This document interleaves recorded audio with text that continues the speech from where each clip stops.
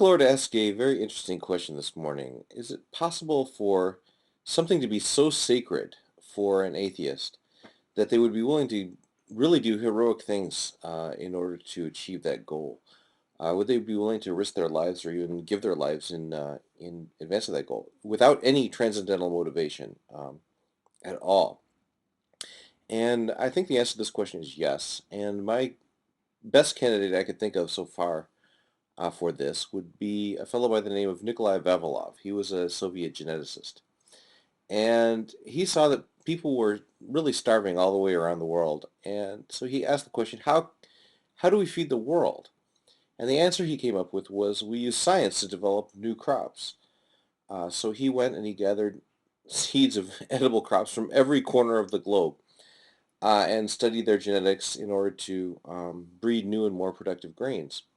And the institute that he founded in Leningrad had over 200,000 species of edible plant seeds collected.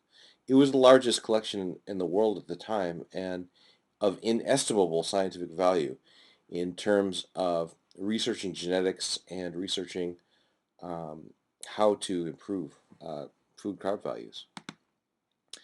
Then the war came, as the song by the Decemberists about this incident um, says. During the siege of Leningrad, the Nazis and the Finns came and they sieged Leningrad, wouldn't let any food in or out. Over 500,000 people starved to death during this siege. And Vavilov and his assistants vowed to each other that they would not touch these seeds, no matter how long the siege lasted. So for 900 days, one by one, 9 people at the Institute starved to death, surrounded by edible grains. Why did they do this?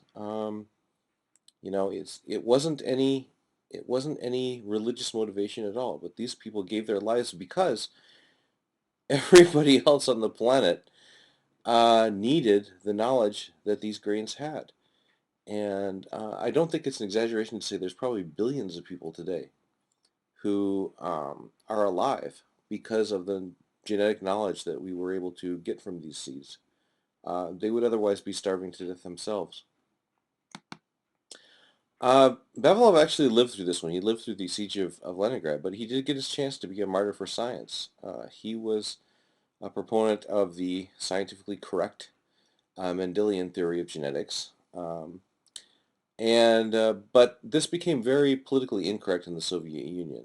Another scientist by the name of Lysenko was um, proposed alternate theories which promised all kinds of miraculous events which never happened.